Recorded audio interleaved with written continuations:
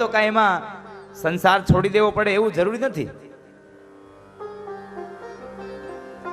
સંસારમાં રહીને તમે વ્યવહાર છોડી દો, ચિંતાઓ છોડી દો.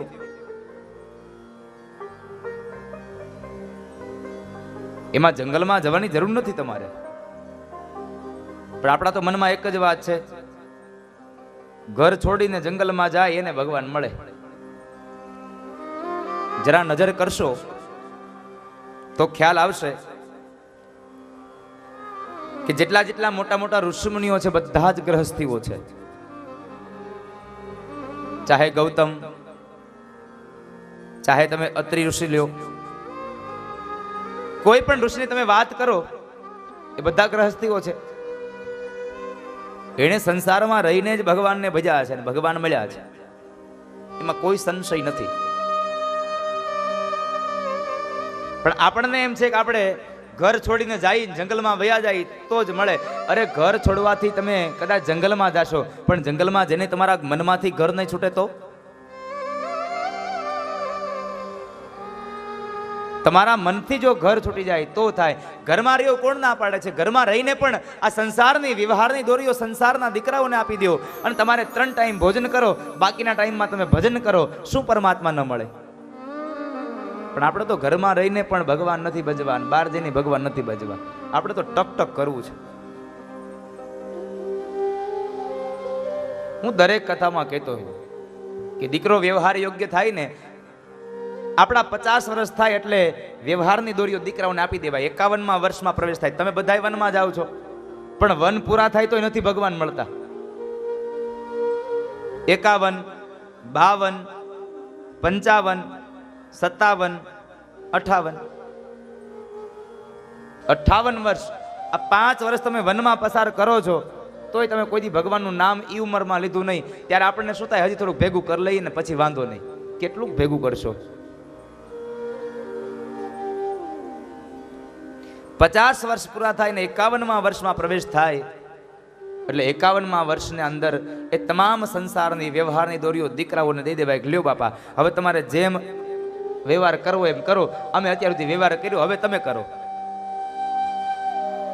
દીકરાની વહુ ઘરમાં આવે એટલે આપણે એને 2-3 વર્ષમાં એનો વ્યવહાર સમજાવી દેવાય અને આપણો વ્યવહાર સમજી જાય એટલે ચાવીનો જુડો કાઢીને એના હાથમાં દઈને કહેવાય કે લ્યો બાપા, અત્યાર સુધી અમે જાગ્યા, હવે તમે જાગો. પણ હવે ઈ તો દાદા કેમ થાય? છોકરાની વહુના હાથમાં ચાવીનો જુડો આપવો એટલે સમજો કે આમાંથી જીવ વયો જાય.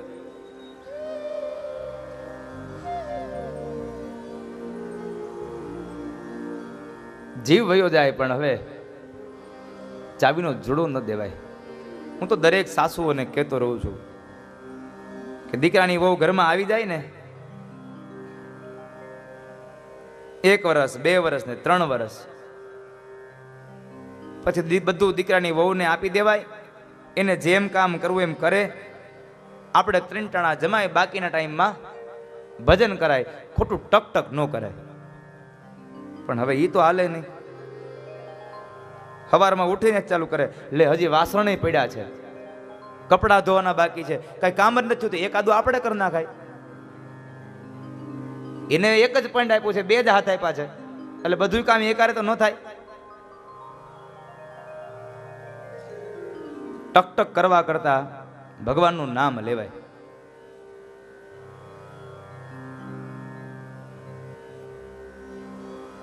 આજથી નક્કી કરજો, ટક ટક નહીં કરીએ.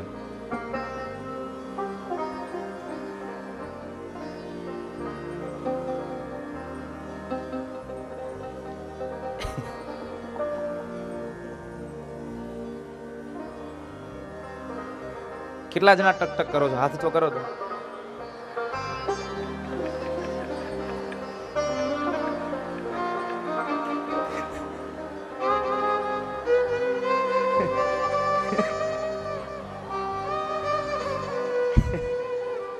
ના ના, અંદરો અંદર બાધોમાં અત્યારે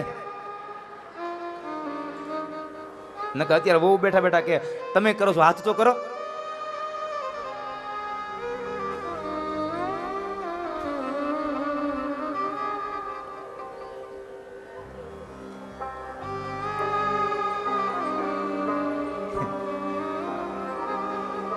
અત્યારે સાસુમાનો વારો નહીં આવે.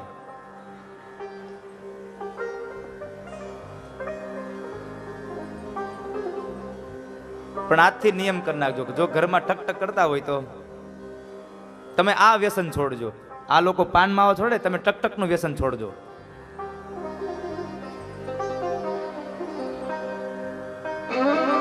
નથી કરતા? આટલો બધો આગળ દેકીરો કરી મૂકો, નથી કરતા?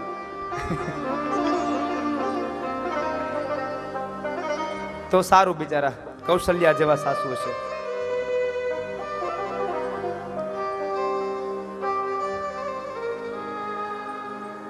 સંસારમાં રહીને મારે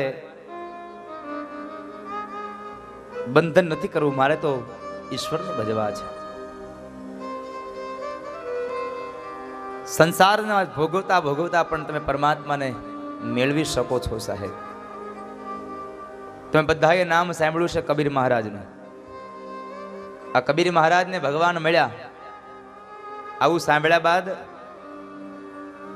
એક ભણેલો ગણેલો માણસ કબીર મહારાજની પાસે ગયો અને કહે છે, મહારાજ તમને ભગવાન મળ્યા, મેં આવું સાંભળ્યું છે.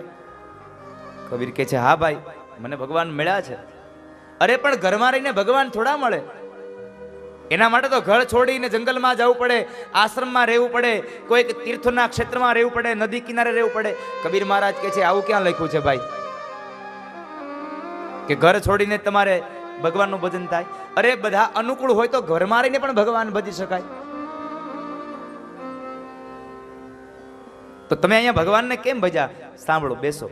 એક તો બરાબર મધ્યાંતરનો સમય હતો, બપોરનો સમય, અને એ સમયે બરાબર કબીર મહારાજના પત્ની ફળિયાની અંદર આંગણામાં વાસણ સાફ કરે છે. કબીર મહારાજ રેડિયો કાતે છે. અને એ સમયે કબીર મહારાજે અવાજ કર્યો, સાંભળ્યું? ઘરમાંથી જરા દીવો લાવો ને, મારે તાર તૂટી ગયો છે.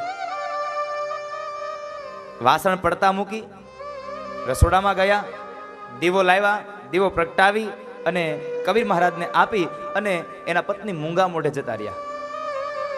પેલો આવેલો માણસ કહે છે, મહારાજ હું તમારી વાત ન સમજો, હું તમને એમ પૂછવા આવ્યો છું કે તમને ભગવાનને ઘરમાં રહીને કેમ ભજી શકો છો? કબીર મહારાજ કહે છે, તમે જોયું નહીં, આ આમ ભજી શકું છું. કેમ? અત્યારે કેટલા વાગ્યા? તો કે 12 વાગ્યા. સૂર્ય ક્યાં આવે? માથા ઉપર આવે. અત્યારે અંધારું છે? નહીં. અહીં મારો તાર તૂટ્યો છે? નહીં. છતાં મેં મારા પત્નીને કીધું તાર તૂટ્યો છે, દીવો દઈ જાવ. આ ધોળા દિવસે એ મને દીવો કરીને આપીને વયા ગયા, એક શબ્દ નથી બોલ્યા. મારા પત્ની, મારા બાળકો બધાય મને અનુરૂપ થઈને રહે છે ને, એટલે હું સંસારમાં રહીને પણ ભગવાનને ભજી શકું છું. નહીં તો બીજી હોત તો તરત કે અમારો બાપ માથા ઉપર આવ્યો, ભગવાને કપાળમાં 2 આપી છે, ફૂટી ગઈ.